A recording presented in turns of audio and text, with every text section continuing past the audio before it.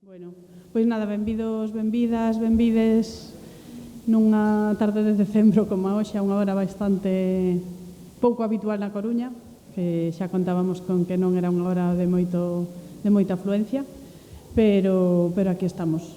E hoxe abrimos este ciclo de conversas que organiza a CAFEM, que é unha asociación de compañeiras e compañeiros feministas municipalistas que naceu alá polo Espacio do Cambio como un grupo de apoio nese espazo e que continuamos a día de hoxe con labor asociativa organizando pois un pouco en diferentes territorios a nivel estatal o que podemos e o que nos gusta que nos acompañe xente linda, non? Como hoxe aquí. Este é o primeiro faladoiro, a primeira conversa do ciclo que inicia hoxe. Hoxe está Lucas Platero presentando o seu libro, que temos aí á venda. Me insultan e yo les tiro un beso, xa agora falaredes largo e tendido deso. Nos acompaña a incansable compañeira Cristina Palacios de Arelas, imprescindible no activismo galego.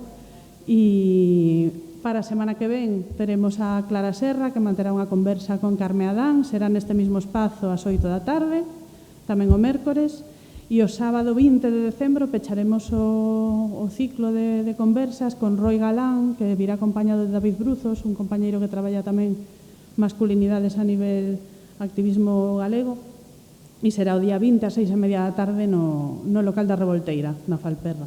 Entón, nada, hoxe sobre todo agradecervos que estedes aquí a pesar do tempo e da hora e de todo. Para min é iba a decir un orgullo, pero que é máis que un orgullo, o sea, me sinto como super arroupada e contenta de poder contar hoxe con Lucas, que é unha persoa que levamos anos querendo compartir, lendo, compartindo todo o que fai, e que, bueno, estar hoxe aquí contigo para min é un enorme prazer. E con Cris xa que decir, non? Pois co cual me sinto como en casa, estou moi contenta e vos quero dar as gracias, convidarvos a seguirnos nos próximos faladoiros. E, sin máis, vos vou deixar xa con eles para que faledes do libro. Tamén agradecer a CAFEM por ternos invitados a este acto tan necesario nestes momentos de tanto ruido, e especialmente agradecer a Rocío que conte con nós para esta actividade. Bueno, teño o prazer, ou sei que teño un prazer enorme de presentar a Lucas, por se alguén non o coñece, pero por se acaso vou a presentalo. Lucas Platero é doutor en Socioloxía e Ciencias Políticas, profesor titular de Psicoloxía Social na Universidade Rei Juan Carlos, además de ocupar o cargo de director de publicacións na serie xeral universitaria da editorial Bellaterra e das coleccións infantís de Bellaterra Kids. O seu traballo céntrase no estudo da sexualidade contemporánea, na súa intersección co xénero, a discapacidade, a memoria e a pedagogía. Bueno, publicou 14 libros e numerosos artigos en revistas de impacto e deronlle moitos premios, pero vamos a destacar que en 2020 Platero foi galardonado co premio Emma Goldman da Flash Foundation, que apoia a creación de novas formas de coñecemento feminista e interseccional en Europa. E na actualidade Platero lidera un equipo de investigadores na Universidade Rei Juan Carlos centrado nas experiencias da infancia e adolescencias LGTBIQA+, as familias arcoíris e o papel que xogan os profesionais na educación. Bueno, e hoxe estamos aquí para presentar esta obra maravillosa. O título xa é, en fin, Me insultan e yo les tiro un beso, infancias e adolescencias LGTBIQA+, que foi publicado recentemente pola editorial Bellaterra Edicións, e a obra está coordinada, ademais de por Lucas Platero, por Irene Branco Freire e José Antonio Langarita. Bueno, o libro é unha obra colectiva que reúne textos de máis de 70 persoas de distintas idades, xéneros, traxectorias, unidas por unha experiencia común que é a infancia e a adolescencia LGTBIQA+. Gracias. O libro articula reflexións, testemunhas persoais, memorias e expresións artísticas, hai contos, debuxos, poemas, sobre o que significa medrar sendo, unha desviación da norma, sendo unha persoa LGTBIQA+. Busca romper coa lógica do poder adulto, cuestiona esas estruturas adultocéntricas que tradicionalmente regularon como deben ser os corpos, as identidades, relacións dende a infancia, e pon nun primeiro plano pois a quen hai que poñer que son as protagonistas, que son as infancias e as adolescencias. Me insultan e yo les tiro un beso propónse como un espacio de reivindicación das infancias e adolescencias LGTBIQ+, como suxeitos de voz, con voz, de resistencia e empoderamento para construir comunidade. É un espazo de visibilización para celebrar as identidades diversas, recoñecer os desexos, vínculos e experiencias de quen creceu fora da norma. E, como decía antes, desafiar o adultocentrismo. E todo isto sucede nesta ola reaccionaria que convirte no seu campo de batalla a diversidade na infancia e adolescencia, sobre todo a realidade trans. Que é necesario este libro neste momento para que ninguén esqueza que as infancias e adolescencias LGTBIQ+ existen, seguirán existindo e brillan coa súa diferencia. E nada, lanzo xa unha primeira cuestión que podemos preguntar moitas, pero a primeira que se me ocurre, e xa te deixo como introdución ao acto, hola, é que te motivou, que vos motivou, non? Para escribir este libro Me insultan e yo les tiro un beso, infancias e adolescencias LGTBIQ+. Bueno, primero quería daros las gracias a Rocío Fraga a Café por montar este evento, a Cristina que siempre se apunta a todo, a la librería Viviana, al Circo de Artesans, a toda la gente que habéis tenido un ratito para pasaros por aquí, para hablar sobre este libro que está hecho con un montón de chavales, de niñas, niños, niñas, adolescentes, mamás, profes, gente adulta que reflexiona sobre su adolescencia y que tiene este título tan curioso, ¿no? A la gente le choca, ¿no? Y le llama poderosamente, ¿no? Me insultan y yo les tiro un beso. Y os quiero contar de dónde sale este título. Hemos estado trabajando en un proyecto europeo durante 2 años. El proyecto europeo es un equipo de personas, preparamos un proyecto, se lo mandamos a la Unión Europea, nos dicen que sí, que no, que nos dan una financiación. Y durante 2 años hemos tenido dinero para trabajar esta cuestión de cómo están las niñas, los niños, los adolescentes LGTBI. Y la pregunta era un poco hacia atrás, ¿no? Cómo han vivido el COVID, cómo están cuando viven situaciones vulnerables. Y la experiencia ha sido una experiencia brutal. Primero que nos hemos divertido un montón y hemos aprendido muchísimas cosas en el proceso. Y una de ellas es que los chavales dicen, sí, yo vivo cosas a veces un poco horribles, como que los chavales me hacen un pasillo y me dan collejas en el instituto, nos decía Rubén, pero yo, cuando me insultan, les tiro un beso. Es decir, que elegimos este título porque da buena cuenta de que, a pesar de que a veces tienen vivencias duras, también tienen respuestas, a veces inesperadas, a situaciones que se encuentran en la vida cotidiana. Y con esto os cuento, pues esto que es, venimos de un proyecto europeo que se llama Childhood Childhoods, en un equipo muy grande de investigadores e investigadoras no solo de España, que estábamos más en Girona y en Madrid, sino también de Portugal, de Italia, de Hungría, de Lituania, de Bulgaria. Y os daréis cuenta enseguida, escuchando los nombres, que algunos de estos países no son muy de apoyo a los derechos sexuales y reproductivos, con lo cual en esos países ha sido especialmente más importante que pudiéramos hacer este proyecto de investigación. Algunas cosas no se han podido implementar allí. Allí, por ejemplo, trabajar con menores de edad, aunque sea con el consentimiento de las familias, está considerado como perversión de menores, cosa que en Italia, España y Portugal, sin embargo, sí tenemos una legislación que nos protege y que de alguna manera escucha a las criaturas cuando hablan de sus necesidades. Y nos preguntábamos por eso, cómo están cuando viven en contextos vulnerables. Y hemos hecho un montón de artículos científicos, ¿no? Con datos cualitativos, ¿no? Con entrevistas, grupos de discusión, con un cuestionario online. Y hemos trabajado también con los profesionales de infancia, ¿no? Es decir, con psicólogas, psicólogos, maestros, maestras, pediatras, ¿no? Les hemos preguntado cómo veis a los chavales, cómo os llegan cuando os cruzáis con ellos. Y lo que hemos encontrado es que muchos de estos profesionales no saben mucho de este tema. Y cuando les llega no identifican bien qué es lo que puede estar pasando, ¿no? A veces se hablan de depresión o trastornos de la alimentación o de alguien que molesta mucho en clase o que se mueve mucho, pero no está viendo que detrás hay un malestar que tiene que ver a lo mejor con la falta de la aceptación familiar o con quien alguien que es LGTBI no tiene amistades en el centro escolar, ¿no? Cosas así. Y estábamos viendo que estos profesionales a veces tienen ideas erróneas, ¿no? Por ejemplo, que la sexualidad empieza cuando uno es adolescente o cuando una persona es mayor de edad. Claro, esto ya nos viene muy bien a la gente adulta pensar que estas cuestiones pasan más tarde, porque esto de alguna manera hace que no tengamos responsabilidad sobre lo que pasa en otros momentos, ¿no? Responsabilidad me refiero a la escucha, al acompañamiento, a entender las cosas que les pasan. Y encontramos que a veces unos profesionales hacen unas cosas y otros profesionales hacen otras. Es decir, que incluso cuando tenemos protocolos o planes o un currículum educativo, hay mucha discrecionalidad, ¿no? Que sonará esta palabra, ¿no? De yo lo hago así, tú lo haces así, ¿no? Y esto, claro, no puede ser. No puede ser que dependiendo qué profe te toque o qué pediatra te toque o qué psicóloga te toque, te traten de una manera o de otra. Esto no, era una de las realidades que encontrábamos.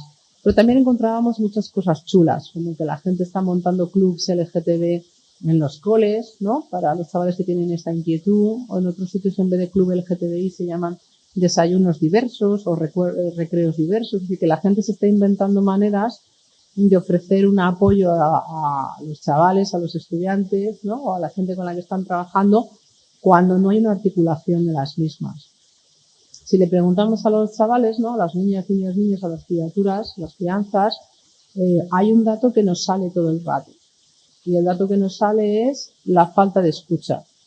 Y si estáis en el ámbito de estar con adolescentes, os daréis cuenta que esto es una queja generalizada de los adolescentes y de la gente jovencita, ¿no? Que las personas adultas no escuchamos.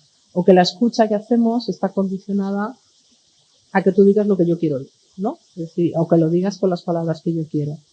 Y lo que hemos encontrado es que precisamente esa falta de escucha, cuando se refiere a la gente jovencita LGTBI, lo que nos pasa a las personas adultas es, como he dicho antes, que nos gustaría que estas cuestiones no las dijeran ahora, que las dijeran en otro momento, a ser posible, a otra persona o cuando fueran personas adultas.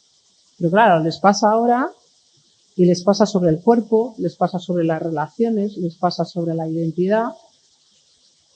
Y claro, se tendrían que poder contar a una persona de confianza.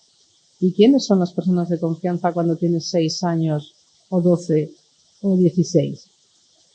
Pues ojalá que sea tu familia. Ojalá que sean tus profes, ojalá que sea tu pediatra, ojalá que sea tu monitora del comedor, quien sea que está cerca de ti.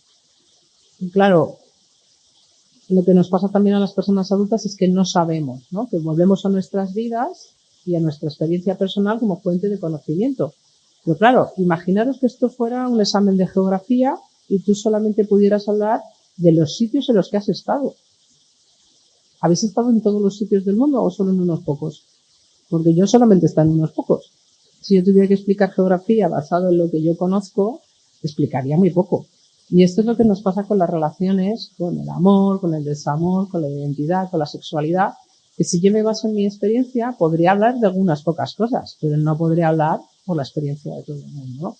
Entonces, esta ausencia, ¿no? De conocimiento, de interés, de formación, de obligatoriedad, de que los profesionales necesitemos saber sobre estas cuestiones, hacen que luego no entendamos cosas que nos dicen, ¿no? Cuando viene una persona jovencita y dice yo soy una persona no binaria, en general las personas adultas flipamos porque no sabemos lo que es, no sabemos hablar con la E, o si nos dicen que son personas neptúnicas o otro tipo de palabras que no conocemos, las personas adultas lo que hacemos es ponerlo en Google, ¿no? Y tenemos que ir a Wikipedia porque te das cuenta que hay una necesidad infantil de buscar palabras en lo que les pasa, ¿no? Y para muchas cosas que les pasa a la gente pequeña no existen palabras. Yo os pongo un ejemplo, ¿no? Yo hace muchos años conocí a una persona pequeña que me decía, yo soy un chico de 7 años intentando saber qué es ser una chica y cómo viven las chicas. ¿Y esto cómo se llama? No tiene nombre.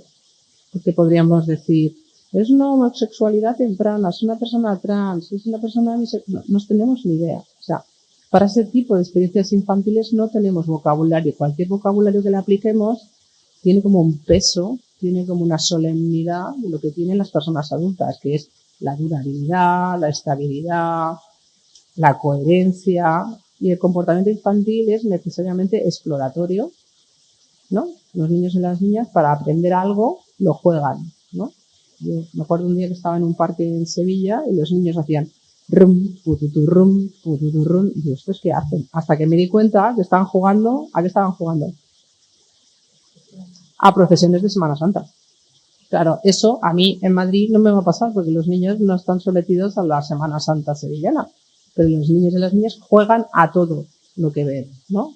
Y a lo que imaginan, ¿no? Entonces, en ese sentido, la exploración de género o la exploración que tiene que ver con la identidad, las personas adultas nos asustamos cuando la vemos porque pensamos que es grave, que supone necesariamente un resultado, cuando los niños y las niñas juegan a todo.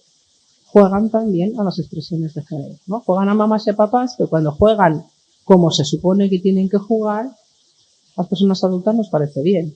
Pero cuando juegan de otras maneras, nos asustamos, ¿no? Cuando en realidad es un juego exploratorio. Bueno, lo que nos pasa también a las personas adultas es que queremos escuchar las palabras que las personas adultas utilizamos en los tiempos adultos, cuando el tiempo de los niños y las niñas es otro, ¿no? ¿Os acordáis cuando erais pequeños que una tarde duraba muchísimo? Y ahora una tarde adulta no dura nada. O sea, esto es un timo. ¿Qué ha pasado, no? Sí, pero el tiempo infantil y el tiempo adulto es otro, ¿no? Y las personas adultas además tenemos esta cosa de que siempre hacemos una proyección al futuro, ¿no? Cuando a mí me llaman a veces, es que hay un niño que juega con muñecas y tú dices, joder, todavía me tenéis que llamar para esto, ¿no? Porque imaginan que un niño que juega con muñecas de mayor va a ser homosexual o que va a ser cualquier otra cosa, ¿no? Cuando una muñeca es un juguete, como puede ser un tractor, como puede ser una pala de jugar con la arena, no sé si lo veis, ¿no? Que la trascendencia del comportamiento infantil se lo damos a las personas adultas y pensamos que todos los comportamientos infantiles tienen una consecuencia adulta, ¿no? Cuando esto puede, o puede que no sea así, ¿no? Las personas adultas no tenemos ni idea de lo que va a pasar con el futuro de la gente, ¿no? Entonces nos pasa que los chavales se inventan neologismos, se inventan palabras nuevas, ¿no? Y se inventan maneras de nombrar su cuerpo, su sexualidad, su manera de estar en el mundo, porque a veces las palabras adultas no funcionan mucho y de hecho muy a menudo nos dicen que no les sirven, ¿no? Hay como discusiones sobre si la pansexualidad es algo distinto de la bisexualidad y porque una de esas dos cosas es más transfoba que la otra. Cosas que las personas adultas decimos, no sé ni de lo que me estás hablando, ¿no? Porque su marco de comprensión es otro, sus palabras son otras, ¿no? Hemos visto también en la investigación cómo en la pandemia, y les hacíamos muchas preguntas sobre la pandemia, ¿cómo estuviste en la pandemia? ¿Cómo te las apañaste? ¿No? Les preguntamos un montón, porque nos dieron dinero justo para esto. Y nos pasaba que los chavales no querían hablar sobre la pandemia. Y nosotros pesadísimos, oye, la pandemia, no quiero hablar de esto, ¿no? Claro, es que lo pasaron mal y quieren pasar cuenta, digamos, quieren pasar página y hacer otra cosa. Pero cuando nos cuentan sobre la pandemia, pues hay gente que nos habla mucho de la violencia, del confinamiento, con personas que no les entienden, lejos de las personas que les apoyan. Pero luego hubo una parte también muy interesante de chavales que nos hablaban de que la pandemia fue un tiempo de pausa en el que pudieron hablar mucho más con sus familias, en el que pudieron explorar cosas. De hecho, todo el mundo que trabaja como población LGTBI tuvieron un montón de llamadas, un montón de búsquedas de información, un montón de email preguntando cosas. Es decir, que el tiempo en pausa a mucha gente le sirvió para pensar sobre sí, ¿no? Para pensar sobre su cuerpo, su identidad, y aumentó muchísimo la gente que está buscando información sobre ser una persona no binaria, sobre ser una persona trans, sobre si te gustan las chicas, sobre si te gustan los chicos. Y esto es muy interesante porque quiere decir que no tenemos recursos online y muchas cosas colgadas online o servicios donde podamos hablar con la gente que funcionaría muy bien en la pandemia y fuera de la pandemia también. O sea que muchas de las necesidades que detectamos sobre ese tiempo pandémico, después de la pandemia las necesidades eran las mismas. No tenemos servicios online, no escuchamos a los chavales, las familias no siempre están disponibles. También nos hablaron mucho de la necesidad de que sus profes, que sus familias, que la gente de su entorno que les escuchen, que estén ahí, ¿no? También hablaron mucho de la importancia de los programas comunitarios, programas que pueden ser de servicios sociales, de ONGs, de barrios, donde se les ofrece un apoyo. Y también encontramos una palabra que vamos a usar hoy bastante, que es la palabra adultocentrismo, no sé si la tenéis oída, ¿no? Esta cosa de que el mundo está gobernado por las ideas y por las personas adultas, de manera que no escuchamos, y cuando escuchamos no les hacemos mucho caso, por una parte, ni a los niños y a las niñas, ni a las personas de más de tal edad, ¿no? A veces de 60, 65, en una población que además tiene muy pocos niños y niñas y tiene muchas personas ancianas, ¿no? Entonces, ¿qué cosas encontramos? Porque hay muchísimos ejemplos de adultocentrismo, como el que yo os decía antes. Nosotros preguntando todo el rato por el COVID y los chavales sin querer hablar de este tema, ¿no? En lugar de pensar que quizás también era importante esta idea de pasar página, ¿no? Pero encontramos también otras experiencias interesantes de personas que decían, bueno, yo de este tema, que es la sexualidad, que es el género, no tengo ni idea, ¿no? Familias profesionales que decían, lo confieso, no tengo ni idea. Entonces, casi lo más sensato sería, pues como no sé, voy a aprender al mismo tiempo que tú. Y esto es algo que dicen también las familias que tienen críos que son personas con altas capacidades, gente que tiene diversidad funcional, es decir, diferentes circunstancias, incluso niños adoptados. Es decir, hay situaciones en las que yo no sé, ni tú tampoco, pero tendremos que ir aprendiendo por el camino, ¿no? Y esto es interesante porque rompe un poco esta cosa de yo lo sé todo y le tengo que decir todas las cosas a mi hija que no sabe nada, ¿no? Esta cosa de los adultos saben y los niños no saben, cuando en realidad todo el mundo algo sabe, ¿no? Y vamos compartiendo ese camino. También esta cuestión de darnos cuenta que las personas adultas nos equivocamos un montón. Nos equivocamos todo el rato porque todo el rato hacemos cosas, pues todo el rato nos equivocamos y también es interesante plantear que, bueno, yo estoy aprendiendo también en este rol que yo nunca había tenido, ¿no? Por ejemplo, yo tengo una hija y yo nunca había sido papá. Entonces, estoy aprendiendo al mismo tiempo que ella, ¿no? Y de alguna manera, pues plantear que podemos hacer algunas de esas cosas al mismo tiempo, ¿no? No sé si he contado muchas cosas. ¿Quieres hacerme algunas preguntas más y avanzamos? Que desafíos atopastedes a hora de falar con crianzas e adolescentes que o mellor non están acostumadas, non, a abrirse tanto? E tamén que patróns comuns observastes en todas esas conversas, pois nesas experiencias de discriminación ou violencias que puderon sufrir estas persoas?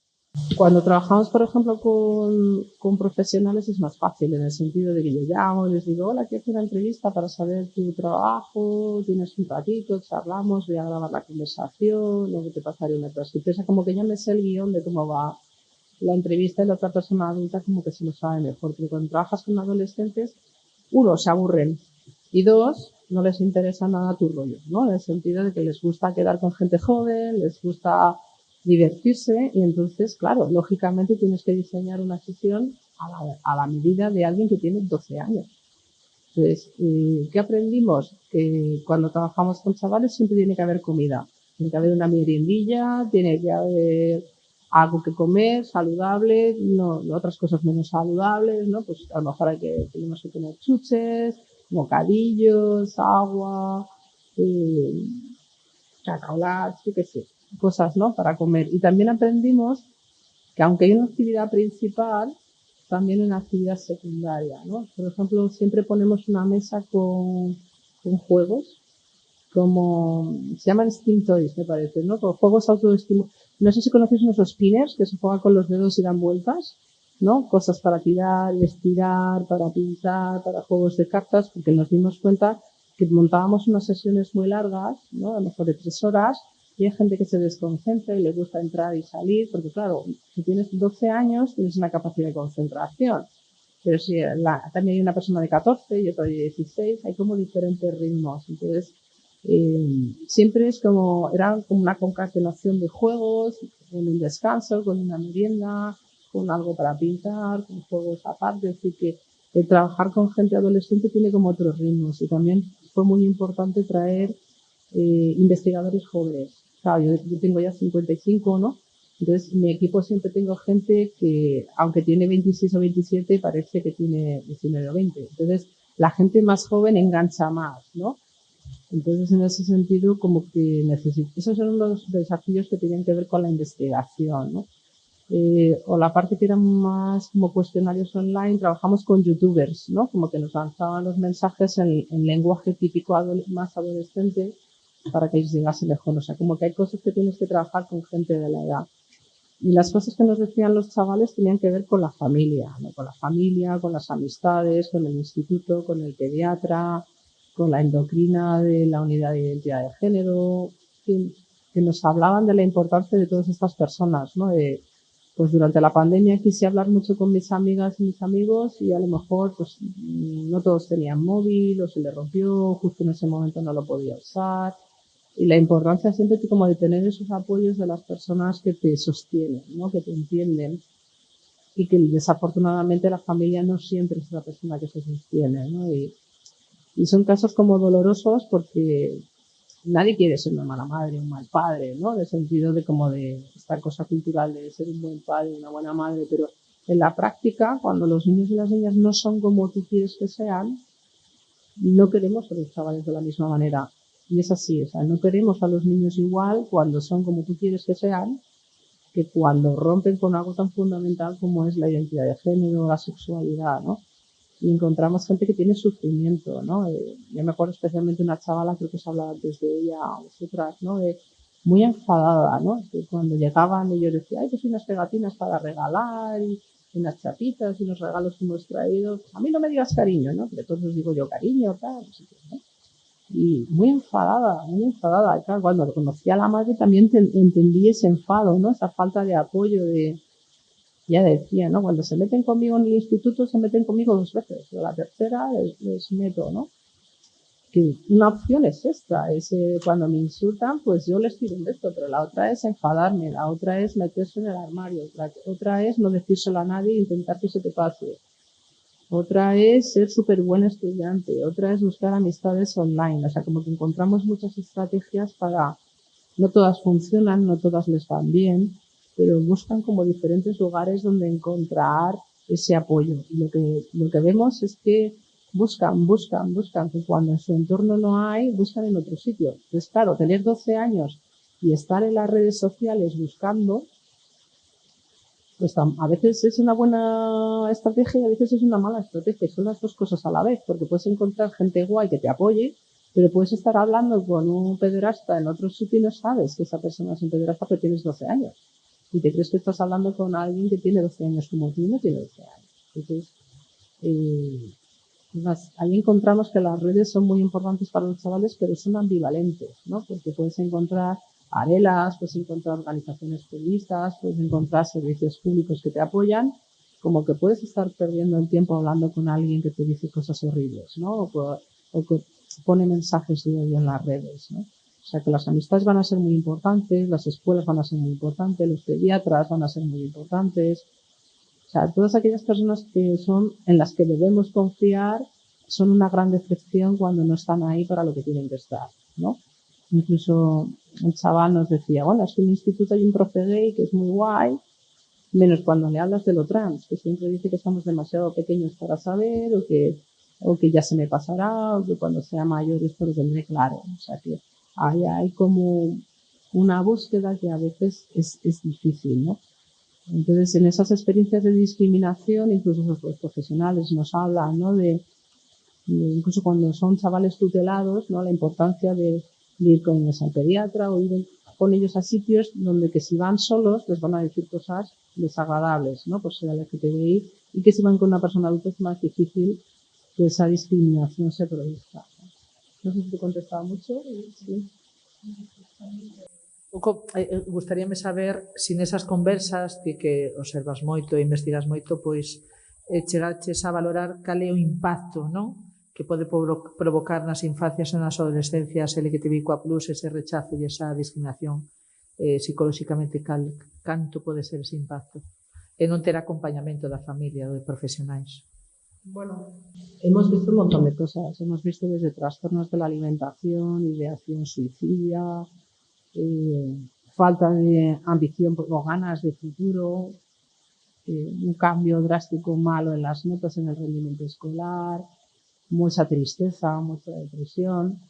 Pero a mí no me gustaría que nos quedásemos solo con lo malo, porque nos pasa lo contrario. Los chavales que sí tienen apoyo son chavales que se atreven a hacer cosas. Es decir, que cuando hemos trabajado mucho con chavales que sí tienen apoyo porque nos han llegado a través de asociaciones, y hemos trabajado también con chavales que no lo tienen, cuando hemos ido a servicios sociales y a programas comunitarios. Y la diferencia es radical. De unos chavales, digamos que florecen, ¿no? Que además a veces los padres me enseñan fotos. Mira, esto era antes de que nos lo dijera y esto es después que nos lo dijera. Y literalmente crecen. Que no crecen que yo les diga que son más guapos, que es verdad, que están mejor, que se les ve sonriente. Es que literalmente crecen un par de centímetros. O sea, que hay algo de comer mal, de sentirse mal, de dormir mal, de estar mal, que te empequeñece, ¿no? Te empequeñece porque hablas menos, porque molestas menos, porque participas menos, pero es que te hace chiquillo, ¿no? Si me explico, ¿no? Como que todo tiene una repercusión incluso en la estatura física, ¿no? Y cuando trabajas con chavales que sí tienen apoyo, pues te dicen, pues en el cole me pasó no sé qué, pero yo he conseguido superarlo, ¿no? Me estoy acordando de unos niños que saben del libro, Nico, que él habla de amenazas de muerte, de que los chavales de clase amenazaban con rayarle y pincharle el coche a su madre, con ir a su casa, con cosas muy feas, de tener que ir a la comisaría a poner una denuncia. Pero es que este chaval está con sus padres a muerte. A muerte que le pusieron una denuncia y fueron al colegio y le plantearon al colegio: o actuáis o la siguiente denuncia es con vosotros.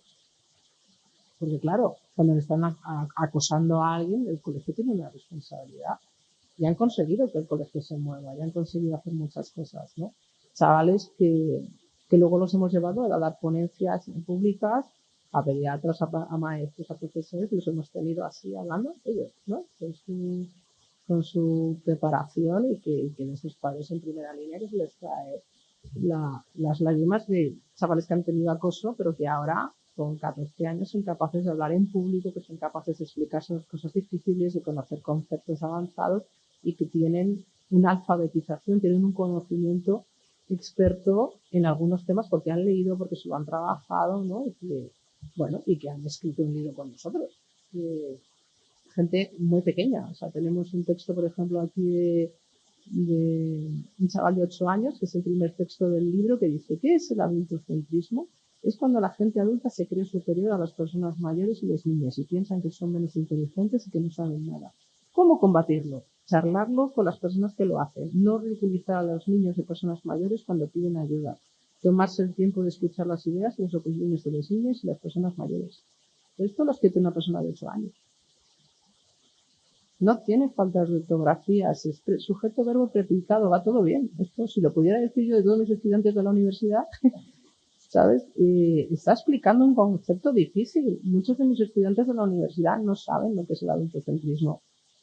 Y este niño de 8 años ha hecho un fanzine que le pedimos permiso para reproducirlo y te está dando una definición que podría ser una definición que entra en un examen. Que está muy bien explicado. Es decir, que lejos de pensar en las infancias y adolescencias como personas que tienen problemas, también son personas que tienen conocimiento, que hacen cosas interesantes, que hacen fanzine, que hacen cosas creativas, ¿no?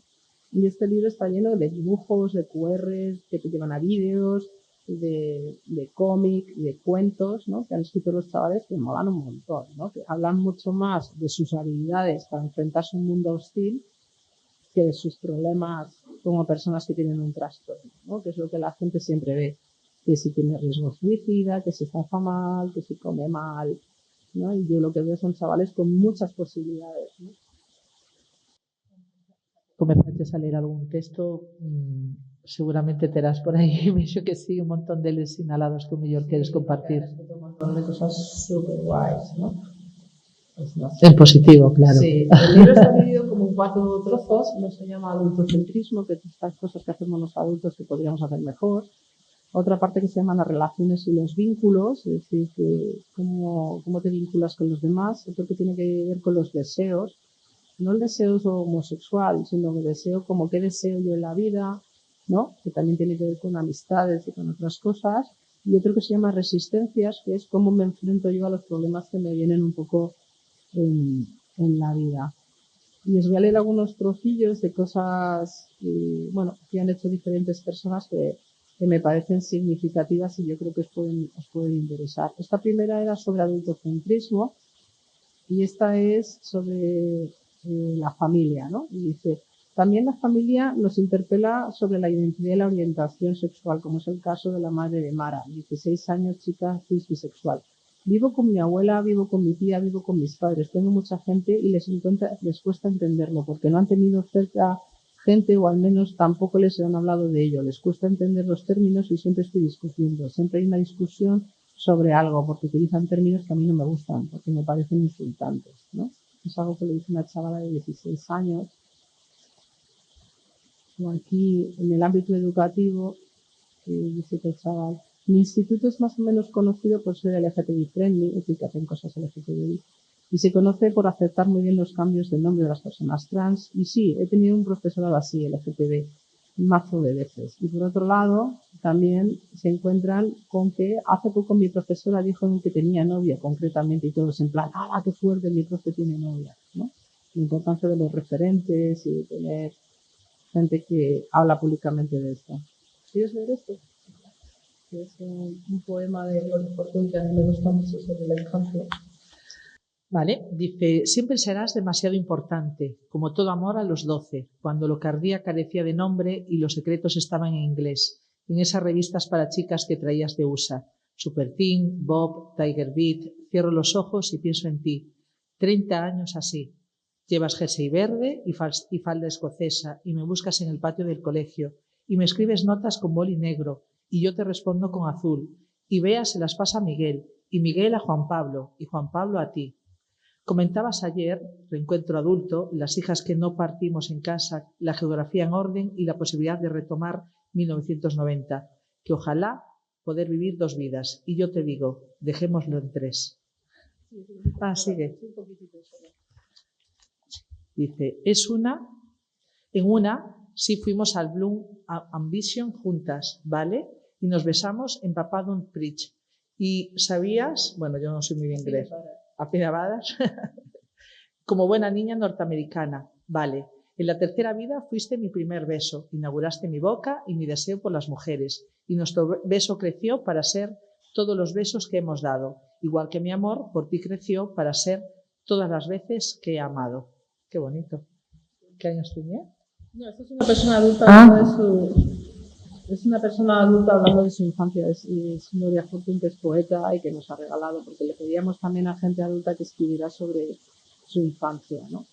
Yo os voy a leer un trocito de un chaval que habla con su abuela, y es un vídeo que está colgado en YouTube, que es uno de los... una persona adulta pero joven que nos ayudaba mucho en las mesas redondas con chavales, y tiene un canal, se llama Charlie Ross, y tiene un vídeo con su abuela charlando de cómo le contó que era una persona trans. Y dice, hola, yo soy Charlie, yo soy Dori, la abuela de Charlie. Hoy vamos a responder a vuestras preguntas sobre cosas relacionadas con el orgullo. ¿Qué piensas de las personas trans? Y la abuela dice, pues yo no tengo nada que opinar. Personas, pues como todos, ya está. Cada uno somos como Dios nos ha hecho y ya está. Y dice Charlie, ¿qué pensaste cuando te enteraste de que yo era trans? Pues pensé que nada, pues que tenía un nieto en vez de una nieta, entonces tenía 5 nietas y 3 nietos y ahora tengo 4 y 4. O sea, se han igualado. Y la abuela dice, ahora tenemos 4 nietos y 4 nietas. Pues nada, pues te voy a decir, pues por supuesto que si te quería como eras, pues ahora te quiero también como eres y ya está. Y dice Charlie, total. Luego te pide una explicación de qué son las personas no binarias y pues como los ángeles para una persona mayor. Como los ángeles que no tienen sexo, pues igual, pero con el género, ni hombres ni mujeres. O sea que, aunque tú me trates en masculino y todo, pues ya sabes que no soy ni chico ni chica. Y la abuela le dice, bueno, pues lo que tú quieras. Respetando a todo el mundo y pidiendo respeto para ti, pues por supuesto, por eso me parece. Tenemos que querer a todo el mundo como es y no nosotros que no nos importe nada. Cada uno es como es y ya está. Sigue, ¿no? Para que os hagáis una idea de que a veces pues también nos imaginamos, bueno, como que las abuelas porque son mayores van a ser súper poco aceptadoras, y en este caso pues Charlie encuentra una súper aliada, ¿no? Y siempre que puedas llevar a su abuela a todas partes porque es súper divertida y cuenta estas cosas, ¿no? Y este es un texto que ha escrito un chaval que yo le conocí con 11 años y esto lo he escrito yo con 14. ¿Qué importancia puede tener el apoyo de tu familia? Más si eres un niño de 7 años que está empezando a expresar su verdadero género en lugar del que le asignaron al nacer. ¿Qué importancia puede tener que tu familia te apoye con todos los cambios en el registro del nombre y el género? ¿Qué importancia tiene que la familia tenga confianza en que un niño de 7 años que de repente le están cambiando todos sus sistemas? Bueno, Pues tras haberme hecho todas estas preguntas, te voy a contestar, ¿no? Entonces, dedica un montón de páginas a contar pues, todas las cosas que le han pasado en el cole y la importancia de que su familia siempre ha estado ahí, ¿no? Y al final cierra hablando un poco de, dice, si eres un familiar de un chico trans, ayúdale. Hazle ver que tiene un apoyo en quien confiar, que no te dé miedo perder a alguien que si de verdad quieres a tu hijo, primo, hermano o lo que sea. Esa persona te va a agradecer de verdad esa ayuda que le brindas, ¿no? O sea, como que nos apela a que nuestro papel como personas adultas tiene que ser este, ¿no? De ayudar, de estar ahí, ¿no? Este es un chaval que ahora es más mayor, pero lo conocimos con 15, es que tenga 17. Dice, se llama Disforia, es un poema. Disforia, ¿sabes ese sentimiento de vacío, de invalidez, de menosprecio, insensatez? Juntando eso y ser trans, la definición de disforia parecerá. Siento que no encajo, que no he sido completado, que hay algo que anda mal dentro de mí. Pero eso me han dado pero me han dado por reparado, que soy ese puzzle sin la última pieza, que el dueño encuentra haciendo la limpieza que tira y menosprecia. Bueno, empieza así un poco como ténebre, pero bueno, ya hay caña esto de ser una persona trans. Este es Paul Galofre, que es un activista trans que vive en Estados Unidos, que es catalán. Y dice, hombre o mujer, chico o chica, niño o niña. Si me ves por la calle, hombre, yo dudo. No sé qué quiere decir ser hombre, aunque sé que aparento y que lo parezco. Puede que la peluquera que me atendió en mis tiernos 7 añitos fuera una punti avanzada en su tiempo, que dio en mí la oportunidad de deshacerse de las expectativas de género que la presionaban a ella también. Que estaba harta de atender todo el día señoras bien, iban a cortarse el pelo a la peluquería del club de tenis Barcino. Puede que simplemente fuera una de esas peluqueras bonitas que cuando tienen que decidir por dónde cortar pasan de los adultos responsables y le hacen caso a las criaturas. En el fondo son ellas las que tienen que vivir con el corte que sale del sillón, ¿no? Sea como fuera, esa tarde de junio del año 94 me preguntaron por primera vez cómo me quería cortar el pelo. Como un niño respondí, como un niño me lo cortaron y como un niño me pasé todo el verano, ¿no? Llega la historia, ¿no? De cómo pudo hacer un verano gracias a esta peluquera como quería. Y os voy a leer mi favorito, que es el método Chula, que es la misma persona que le da título al libro, que ya veis que es bastante útil para la vida cotidiana y que seguro que os va a dar pistas de cosas para hacer en la vida. Dice, en el mundo en el que ya es difícil llegar al punto de darse cuenta y aceptarte, llega el momento de que te acepte el resto. Como esto es muy difícil, que esté en tu mano y pocos te van a enseñar a afrontarlo, debes hacerte respetar. Y no, hacerte respetar no es violencia ni va a hacerle daño a las personas, pero sí de hacer por quedar encima de sus actitudes. Para lograrlo, mi método favorito sin duda es el método Chula, una alternativa frente al primer recurso de pedir ayuda a alguien mayor. Que si digo ahora entre paréntesis, que no lo dice él, que es lo que decimos siempre las personas adultas. Si te pasa algo, dice una persona mayor, porque las personas mayores cuando luego nos vienen a contar, pasamos y no hacemos nada. Por eso, para este método, lo primero que tenemos que hacer es adoptar la personalidad de una diva. Así que ya cada cual que piense en su diva favorita, pero siempre respetando. Por ejemplo, Gal Gadot o Regina George, en un grado más respetuoso. Una vez te veas con esa fuerza de diva y de chula, simplemente deberás afrontar a los conflictos como ellas lo harían. Siempre he pensado antes en el grado de respetuosidad, porque si buscamos respeto, no seremos nosotras quien nos falte. Además, si nos defendemos atacando, nunca llegan a respetar a alguien que les ataque. Eso no es lo que queremos conseguir. ¿Cómo seguirías el método Chula? Pues lo primero, adopta tu diva interior y afronta la situación como lo hacen ellas. Lanza un beso a quien te está molestando y la persona se quedará descolocada. Te acaba de atacar y ha sido respondida con un afecto cariñoso. Se dará cuenta, al cabo de varios intentos, de que no va a poder hacerte daño y que no va a conseguir nada faltándote al respeto, aunque internamente no te acepte. A veces es difícil que nos acepten, pero afrontar un ataque y que por lo menos lo respeten ya es un paso muy grande. Y adopta el método Chula en tu día a día. Sé creativa con sus usos, besos, frases de diva, miradas, hasta movimientos de pelo. Tiene el pelo igual que yo de corto, ¿eh? Mientras sigas respetando, tú frontéalo y deja ver que contigo no van a poder. Un beso de diva, ¿no? ¿Veis por qué es mi texto favorito del libro, no? Porque tiene un punto así como positivo, divertido, juguetón y que te la devuelve. Porque vemos que psicológicamente cuando la gente se queda parada y callada, que ha recibido una situación de abuso, de violencia, de discriminación, si no hace nada, si no dice nada, el daño psicológico es más grande. aunque cuando lo dices o haces algo no haya un cambio significativo del entorno, pero si tú has hecho algún tipo de respuesta, la persona está mejor psicológicamente, tiene menos daño, ¿no? Entonces, encontramos, ¿no?, que este tipo de respuestas creativas generan bienestar psicológico, ¿no? Voy a pedir que leas esta, Poema para la gente cis, que está muy bien. Sí. Pues venga. Dice, quiero mi foto de primera comunión con un vestido de princesa, mi foto de bautizo vestida de rosa, la del colegio con falda y rebequita, la de carnavales vestida de bruja. Quiero una foto con mi madre que no vaya vestida de niño, una en la que ella sonría orgullosa. Quisiera que mi padre hubiera dicho, amo a mi hija. Marcos de fotos de Hello Kitty, de Barbie, de Frozen, recuerdos sin melancolía, jaulas sin pájaros, una vida como la tuya, querido lector, lectora cis. Es un poema de Roberta. Digo que es un poema de Roberta Marrero, que desafortunadamente se suicidó el año pasado y que la echamos mucho de menos porque era nuestra poeta del barrio de referencia que nos juntábamos todo el rato y que era una tía muy divertida y que, bueno, pues no hemos conseguido retenerla en esta vida, ¿no? Pero por lo menos podemos disfrutar de su trabajo y de sus poemas. Bueno, no voy a leer más porque si no voy a leer el libro entero. Falando de Roberta, non? Unha cuestión que che quería preguntar como autor, como activista é que papel crees que ten a literatura en cambiar a percepción social das infancias e das adolescencias LGTBIQA+.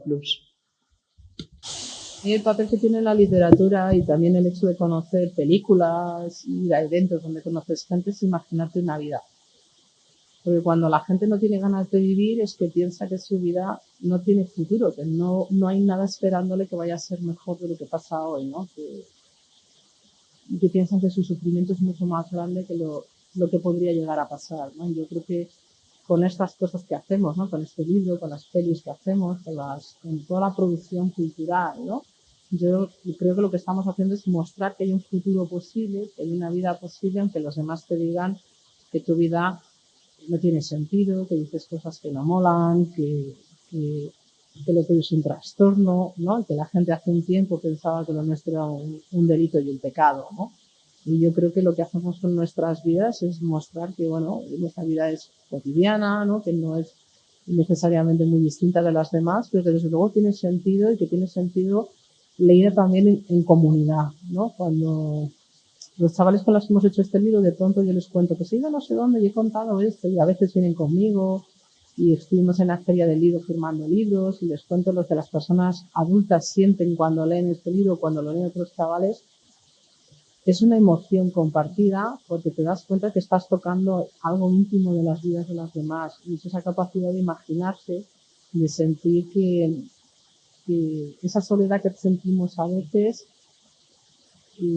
podría ser distinta si alargásemos el brazo, ¿no?, y alcanzáramos a otras personas, ¿no? Y también se lo decimos a los chavales, si no has encontrado a alguien en tu entorno que te apoye, sigue buscando porque estamos ahí fuera muchas personas que queremos saber, ¿no?, las cosas que les pasan, las cosas que les importan y que somos un sostén tan válido como las otras personas que tienen en su entorno, que desafortunadamente si tu padre no te apoya, habrá otra persona adulta que te apoyará. O que si tu profesora no se porta bien contigo, habrá otra profesora que te pueda escuchar. El problema no eres tú. Y esto es muy importante que lo digamos porque a mucha gente le hacen sentir que el problema eres tú. El problema eres tú que tienes mala letra, el problema eres tú que eres LGTB y hablas demasiado de esto, el problema eres tú que tienes discapacidad. Bueno, pues igual no eres tú, es el sistema educativo, ¿no? Xa, por ir entroncando coa mocidade, que consello lle darías a toda esta mocidade que o mellor non se vai a escoitar, que non senten o acompañamento e que viven con esa idea de que, bueno, de que son unha desviación da norma? Que consello lle darías?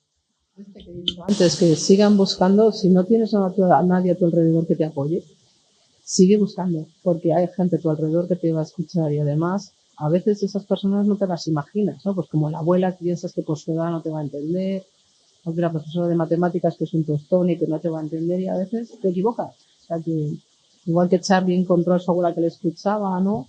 A veces hay gente en tu entorno que mientras los adultos se aclaran en cómo hacer para estar para ti, pues ir buscando otras personas que te apoyen. A veces son monitores, A veces son profesionales, a veces gente de tu entorno, ¿no? Que sigan buscando hasta que encuentran quien les apoye. Yo creo que la labor que hacéis en Arelas y en otras organizaciones es muy importante y suple precisamente ese vacío, ¿no? Cuando la gente que te tiene que escuchar, tu madre, tu familia, tus hermanos, la gente que hay a tu alrededor no lo hace, pues a lo mejor es la madre de otra persona, ¿no? Que te puede escuchar una tarde, que puede pasar tiempo contigo, que te puede ofrecer un plan de fin de semana, que puede suplir ese vacío hasta que los hábitos que hay en tu entorno pues decidan si mueven ficha o no, o buscar una alternativa, ¿no? En el activismo nos encontramos muchas más madres que padres. Y nos pasa que cuando es verdad que hay unos padres súper implicados, pero son pocos. Y muchas veces hay un conflicto en el hogar que parte del hecho de si yo tengo un hijo que es maricón, como dicen ellos, si yo tengo una hija trans, algo he hecho yo mal como padre, ¿no? O la vergüenza que sienten algunos padres cuando sus hijos cuentan estas cosas y no son como ellos hubieran deseado.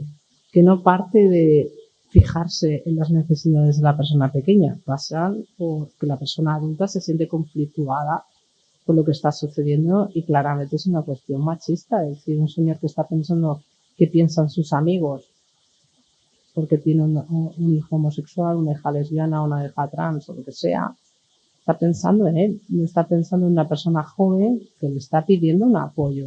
Y es verdad que el machismo es muy intenso y es verdad que sus amigos le van a decir cosas. Y ahí la diferencia está en si tú eres capaz de decir, bueno, mira, yo por mis hijos hago lo que sea, aunque sea aprender sobre sexualidad, sobre género, hablar con la E o lo que sea, porque es lo que necesito hacer en este momento. O si para ti son más importantes tus amigos, el machismo social, de decir, el poder seguir siendo y seguir haciendo lo de siempre, ¿no? Y yo creo que la pregunta que haces es muy importante porque habla mucho, ¿no? de cómo ese sexismo atraviesa nuestras vidas y nos cuesta. Nos cuesta cuando las chicas son masculinas, nos cuestan cuando los chicos son femeninos, nos cuestan cuando la gente hace una transición y muchas familias no lo sobreviven, en el sentido de que hay divorcios, hay separaciones que tienen que ver con no soporto esta situación y si tú como madre quieres apoyar, yo no voy a apoyar, porque yo prefiero más esta cuestión de los hombres son así, ¿no? Así brutos, rudos, de no hablar de los sentimientos, de imponer una mirada autoritaria, que lógicamente no es la vida de todos los hombres, pero hay como una narrativa que esa es narrativa de los hombres. Entonces, si tú no eres así, tienes que romper y ser un hombre distinto. Y esto, claro, también tiene los codazos del entorno que te dicen, no, como todos los demás, ¿no?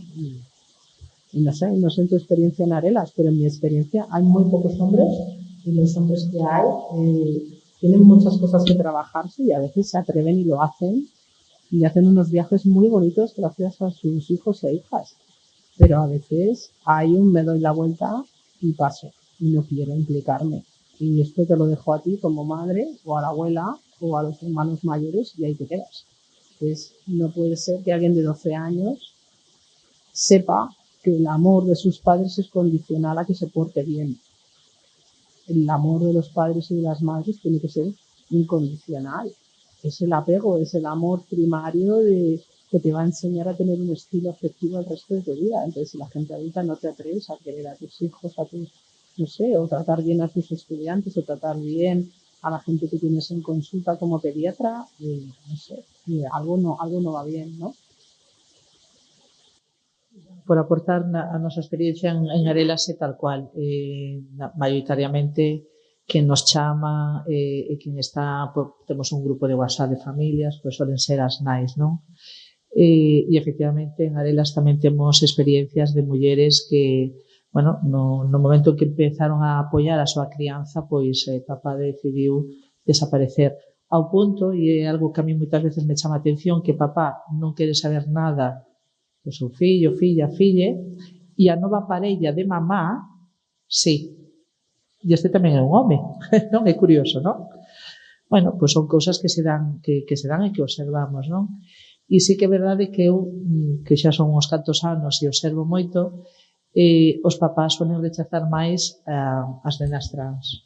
É dicir, seguramente a idea de ter un neno que de repente non vai a pasar ao outro lado, pois é algo que lles leva. Ahora, tamén digo que efectivamente os papás que temos en Arelas, aí está o meu marido, Suso, un papá que temos aquí que está presente, que é Darelas, e moitos outros papás logo son unhas activistas fantásticos e bueno, e teñen que facer unha labor de deconstruirse igual que o fixemos as mulleres. Eu a primeira, que tuve que desconstruir moito e sigo neso, Entón, ese viaxe e ese aprender, reaprender, o temos que facer tamén as mulleres. Pero, bueno, efectivamente, o machismo é algo que, bueno, incluirse con todo nós e que nos leva a ter que, bueno, que replantearnos moitas cuestións. Pero, bueno, sí que é importante cando están os pais porque, bueno, as nais xa se nos presupón que vamos estar sempre, non? Pero os pais non sempre se lles presupón ese papel de acompañar. Cando están, jolín, é unha figura moi importante. Igual, antes falamos das aboas, eu tamén quero lanzar unha mensaxe super positiva con respecto aos avós e as aboas. Cando me chaman as familias, normalmente mamás, unha das maiores preocupacións é como se vai a tomar o avó, a aboa, non? Vai chamar polo nome, non creo que se dé conta, en fin, todas estas... E logo vemos que non é certo. É dicir, moitos avós e moitas aboas son persoas que acompañan fantásticamente. O que pasa que, bueno, tamén temos esta idea de que as persoas maiores lles costa máis. As persoas maiores o que necesitan é recibir a información, explicar esas cousas. E unha vez que se lles explican, a nosa experiencia é que son persoas que acompañan sin ningún problema. Ollo, que aquelas persoas que tú creías moi modernas, pois igual levas unha sorpresa. Entón, bueno, lanzar unha mensaxe de que as persoas maiores tamén están aí para apoiar. Non sei se alguén máis quere plantexar algunha outra cuestión. Sí, yo creo que quería decir como que las familias también pasan procesos. Que a veces hay una persona que se cierra en banda. Hace poco estuve en la tesis doctoral de un amigo y a su tesis fueron sus padres, el mismo padre que le echó de casa por maricón. Así que el padre también ha tenido que aprender y desaprender muchas cosas y ahí estaba llorando de emoción el día que su hijo se convertía en doctor en psicología. O sea que incluso que no podemos dar ningún caso por perdido, hay que estar ahí, ¿no? Y decir, bueno, la gente se puede equivocar y pedir perdón y rehacerse, ¿no? En sus errores.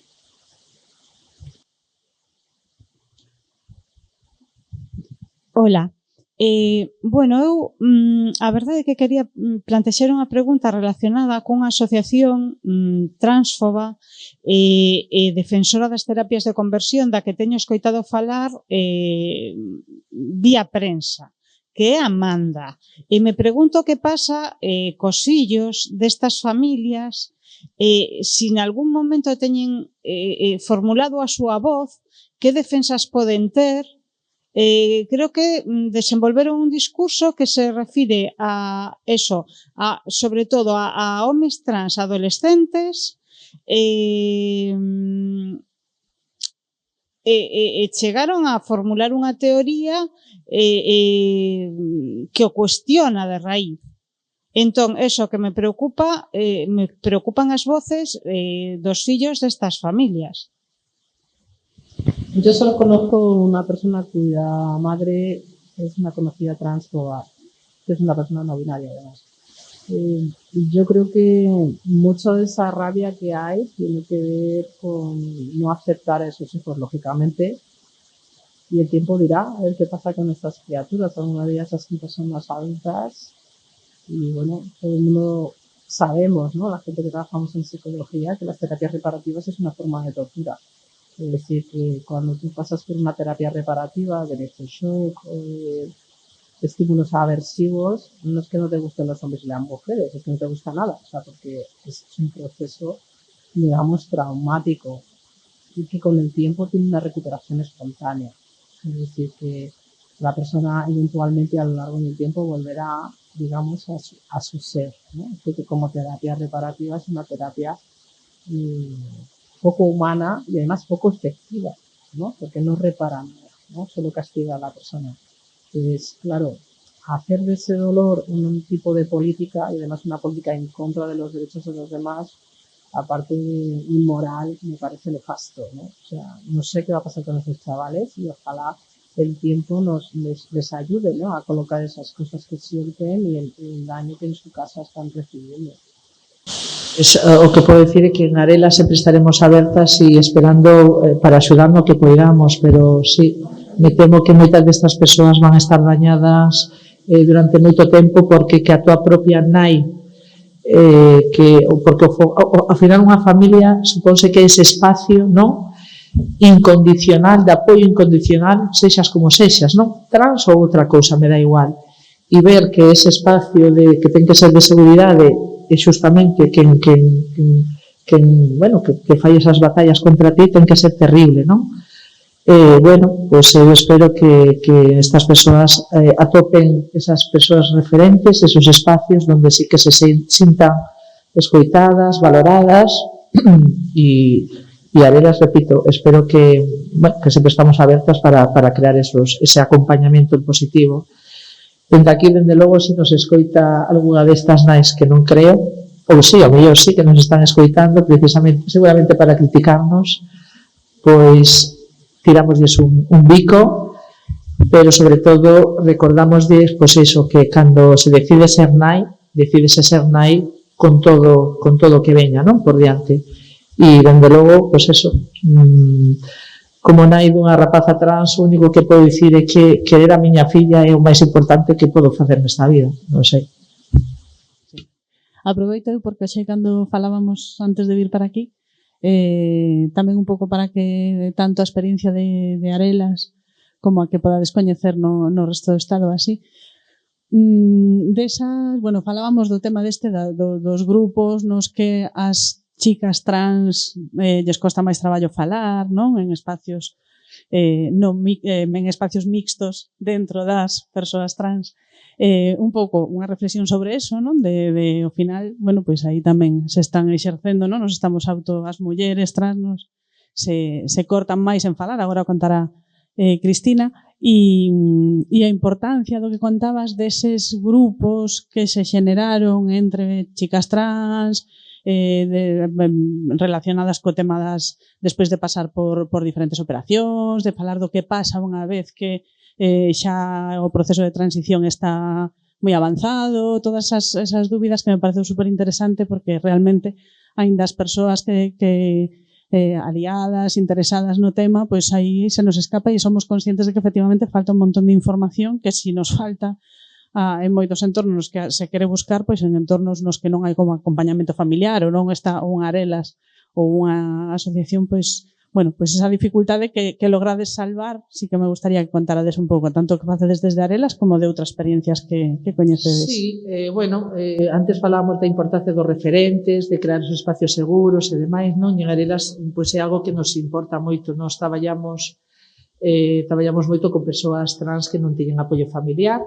E, bueno, dende fai anos sempre creamos pois grupos de WhatsApp onde esta xente poida compartir as súas experiencias, preocupacións, logros, cousas positivas, e algo que eu observaba dende fai xa anos é que, efectivamente, naqueles espacios onde había rapazas trans e tamén persoas non binarias, as rapazas pois non compartían, non preguntaban, non falaban prácticamente, non? E entón dai veo esa idea de crear un espacio solo para chicas trans porque efectivamente, bueno, pues tamén precisaban facer preguntas, non? O mellor máis íntimas que diante dos rapaces pues non se atrevían. E, bueno, fixemos un grupo e creo que nese sentido o obxectivo polo que se creou pues está vamos, creo que o está cumplindo e pasaron de non falar nada a falar a todas horas. E é un espacio onde se comparte todo tipo de información, sobre todo que teñen que ver con tratamentos, con resultados de tratamentos, con cirurxías, con resultados despois das cirurxías. Unha información que moitas veces comparten de maneira moi xenerosa mulleres, rapazas que xa pasaron por esos procesos e bueno, pues me parece moi importante crear esos espacios onde tú vas a recibir unha información real, ¿no? Dunha persoa que xa pasou por ese proceso, unha información que normalmente non atopas nos profesionais porque non te dan información ou que a veces a buscas polas redes e tal, pero claro que nunca sabemos si é real esa información, non? Entón, para nós é moi importante, primeiro, crear estes vínculos, crear estas redes, pero tamén que a información que se dea pois sexa unha información real e que, bueno, que ven da primeira persoa, non? E bueno, pois sí, pois é moi importante, efectivamente, pois eso, que fagamos estas actividades, que creamos estos espacios para que a xente dunha maneira, bueno, pois con certas garantías de que están nun espacio seguro poidan compartir toda esta información. E para nós sigue sendo un obxectivo primordial poñer a xente trans no centro, inda que somos unha asociación de familias, as familias temos o noso espacio, pero tamén é moi importante para nós poñer ese espacio, non, en mans das persoas trans. E en Arenas, ademais, temos unha sección xuvenil onde agora mesmo hai 14 persoas que de maneira voluntaria fan unha especie de mentoría con aquelas persoas que, bueno, pues están iniciando os seus procesos, os seus tempos, non?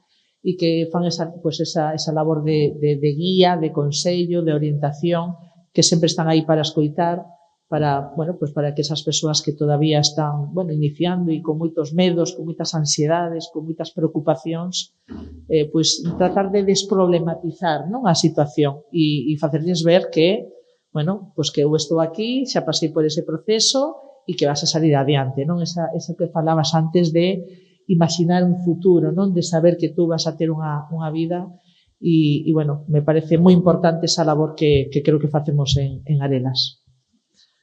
Gracias por darme a oportunidade de explicar todo isto.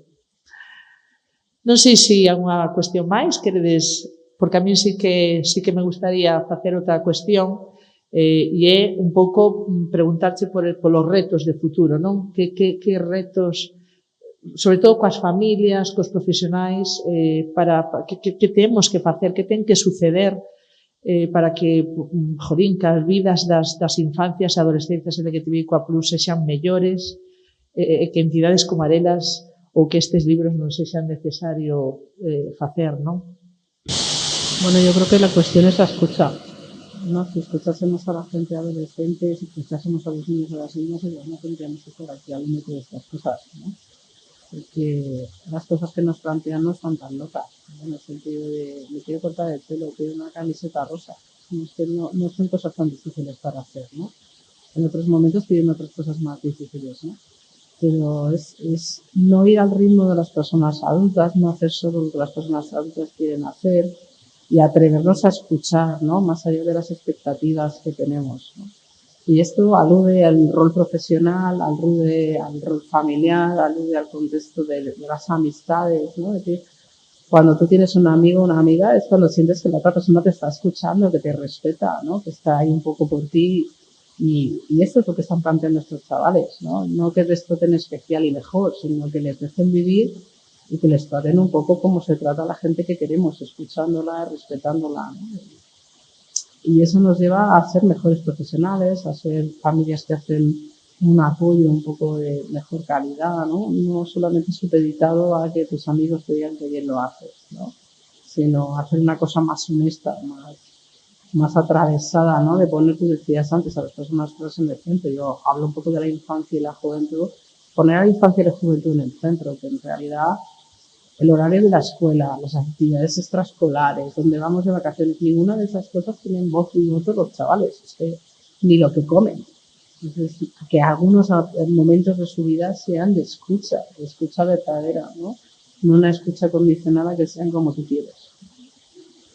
Os retos desde unha parte da escoita das familias e tal, eu tamén como desde a Café e un pouco desde o transfeminismo que tentamos traballar desde entidades como a Café, pois tamén temos agora un reto por diante, bueno, temos moitos retos por diante, por unha parte el auge de lo TERF, ¿no? De como está enxurdindo, non enxurdindo, que xa estaban aí, sino rexurdindo entre as que eran feministas, agora un movimento totalmente vinculado á ideoloxía de extrema dereita e despois a extrema dereita pura, non tamén. Entón, ante ese reto e ante a situación tamén actual dos feminismos e do transfeminismo deste ciclo que estamos así un pouco como para dentro, que tamén é moi importante, non? Tamén vamos a ter que sair. Entón, un pouco tamén como deberíamos, o sea, non vamos a dar aquí a fórmula máxica, supoño, pero sí aportar un pouco ideas a como vamos a retomar, cando teñamos que retomar a loita intensa próximamente, incorporando un pouco toda esta visión transfeminista de novo, non? E repensándonos con todo isto das escoitas e tal, que vos parece que teríamos que facer? Yo lo que veo es que la infancia trans en general o la infancia LGBT no le importa a nadie, a no ser que sea un buen argumento para hacer política. Es decir, a la gente de Vox, a las TERFAs, a la extrema derecha, al PP, la gente trans no le importa, ni las personas LGBT, ni los niños y las niñas que son LGTBI. Pero les importa en la medida que es un buen argumento político que genera un aglutinamiento, ¿no? Un juntarse a una serie de personas que de otra manera no estarían juntas porque no tienen tantas ideas en común, ¿no? Es decir, cuando estamos hablando de un feminismo antitrans, estamos hablando de la derecha, la extrema derecha, varios grupos como Hazte Oír o Citizen Go o el Yunque, ¿no? A nivel global, lo que hacen es movilizar gente que de otra manera no haría cosas juntas, que no compartan tantas cuestiones ideológicas, pero que coinciden en esta, ¿no? Y de hecho a veces si coges una frase que dice alguien, que dice Vox, lo podría decir Amelia Valcárcel o lo podría decir Hazte Oír, ¿no?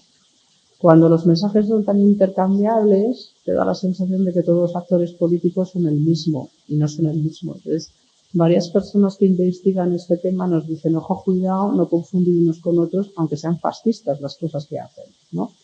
El devenir fascista no quiere decir que todos los actores políticos sean lo mismo, ¿no? Entonces, en ese sentido, entender porque hay un feminismo conservador que ha devenido antitrans o anti los derechos de la infancia LGTBI, es porque era un feminismo que se estaba volviendo irrelevante, tenía poco apoyo, ¿no? ¿Y por qué están utilizando este tema junto a otros, la subrogación de la maternidad, la prostitución, la pornografía, como temas polémicos, cuando en realidad ni les interesan las prostitutas, ni les interesan las mujeres en situación de violencia, ni les interesa la infancia LGTBI? Lo que les interesa es el rendimiento que estos temas tienen en su discurso político. Entonces, creo que es interesante esto, plantear, entender bien a nuestros enemigos en su complejidad. Hace poco ha salido un informe, además, de la Asociación de Derechos Sexuales y Reproductivos Catalanes, ¿no?, que veían, además, cómo España está exportando políticas fascistas, ¿no?, antiderechos reproductivos y sexuales a África y Latinoamérica. O sea, que más allá de que estos sean nuestros actores locales, ¿no?, como Santiago Abascal, como Manuel Alcácer, como Ignacio Suárez, en fin, todas estas personas de las que estamos hablando, en realidad tienen una repercusión internacional porque estamos inventando cómo hacer este tipo de políticas de coalición de extrema derecha. Yo creo que la respuesta nuestra es conocer mejor a nuestros enemigos, investigar lo que dicen y cómo dicen y qué efectos tienen sus discursos, y también generar unas alianzas que sean un sostén que confronten estas cosas, porque claro, hacen mala ciencia, hacen malos libros, pero los venden también, ¿no? Entonces nos toca hacer buena ciencia, nos toca hacer buena difusión, nos toca hacer una buena devolución, ¿no?, a la sociedad civil de las cosas que hacemos en la investigación, por ejemplo, con niños y niñas LGTBI. Es decir, estas son las cosas que dicen los chavales, ¿no? Es decir, que no me las estoy inventando, es que las están diciendo los chavales. Los chavales me están diciendo que alguien les inventó, que alguien les convenció para ser LGTBI. No dicen eso. Dicen que las personas adultas no les consideramos lo suficientemente inteligentes como para hablar de su cuerpo y su sexualidad. Eso es lo que dicen los chavales, ¿no? Que no les escuchamos, que no les concedemos esa capacidad de ser. Entonces, todo lo demás que yo veo son una invención con un rédito político interesado. Aquí, que no te llamaban para dar charlas, ahora te llaman para dar charlas y hablar de esto. Bueno, a lo mejor no tienes tantas cosas que decir porque estás haciendo un discurso refritado, ¿no? No sé, ¿tú qué opinas? A min este tema me quita tanta energía que teño que guardar para outras cousas.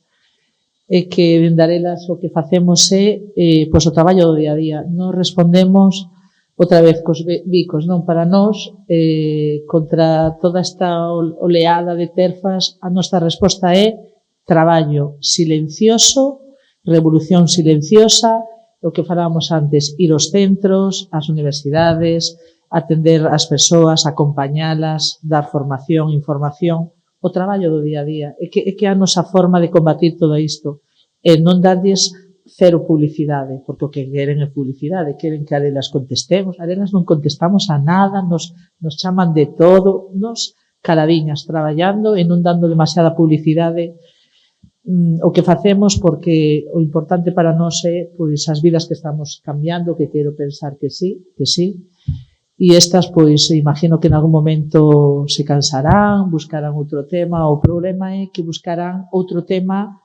doutras persoas vulnerables, non? Hoxe son as persoas trans, mañá o mellor son as persoas inmigrantes, pasado serán as intersex, é dicir, sempre son colectivos vulnerabilizados pola sociedade, non? Terrible, me parece terrible, pero eu é que non lles quero conceder demasiado tempo. Cuanto más estás conmigo, más libros voy a publicar, o más artículos de investigación voy a hacer, más gente voy a tutorizar de tesis. Porque la rabia lo tengo que convertir en algo interesante. Entonces no quiero gastar tiempo en enfadarme, prefiero leer más, pasar más tiempo con los chavales, inventar cosas divertidas como esta. Es que, no sé si habéis fijado, pero la portada es una maravilla.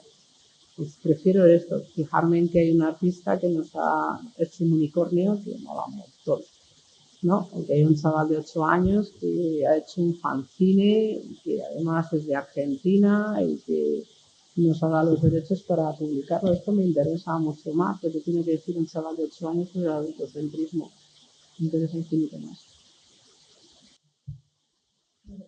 Xa por ir rematando, na túa labor de investigador, que historias, que voces gustaríache seguir visibilizando no futuro? Non sei, o mellor nos podes contar algo de proxectos no que estés aí. Pues la Unión Europea nos ha dado otro proyecto y estamos justo ahora, mañana tengo una reunión planificando el trabajo de campo y vamos a trabajar con profesionales de la educación, familias y chavales LGTBI, y estamos a punto de entrar en hacer grupos de discusión, entrevistas, vamos a lanzar un cuestionario, así que mandaré un montón de cosas para que me ayudéis con la difusión, y estamos queriendo escribir más libros, queriendo publicar más cosas sobre cómo lo podemos hacer mejor desde las escuelas, desde las familias, para apoyar a la gente y para que la gente se encuentre mejor. Las personas LGTBI en particular, adultos y criaturas, ¿no? Este es nuestro nuevo proyecto de investigación y estamos en esta, porque vemos que hay muchas cosas que se pueden mejorar, ¿no? Cuando la escuela piensa que los padres no quieren apoyar y los padres piensan que la escuela no quiere apoyar, y en realidad mucha gente sí quiere apoyar y sí quiere que los chavales estén mejor, que sientan la escuela y la familia como su casa. Pues, esto es lo que vamos a hacer los próximos 2 años, trabajar en este tema intensamente. Pois nada, alguna outra cuestión, pregunta que queirades plantexar? Nada? Bueno, pois nada, insistir moitísimo en que merquedes este libro que tedes aquí a venta. Agradecer moitísimo a Lucas Platero que viñera a presentarnos, ojalá veñas máis a menudo, e bueno, pois nada, seguro que nos vemos noutra, e xa sabedes, si vos insultan, vos tirades un bico, un movimento así de pelo e pa diante, e a seguir traballando cas nosas vidas, seguir loitando polas infancias e adolescencias LGTBIQA+ felices. E nos vemos nas rúas, que é onde nos temos que ver. E nos vemos aquí o mércores que ven, sí, ás 8 da noite con Clara Serra e Carme Adán. E o día 20 tamén, porque ten moito que ver tamén con cousas que estivemos falando aquí, estará Roi Galán falando de temas de masculinidades coa rapazada, que tamén, bueno, é outra dos temas que reforza un pouco todo o que queremos trasladar estes días desde Cafén. As gracias ás dúas, vos quero un montón xa. Moitas grazas por vir e moitas gracias a vos tamén.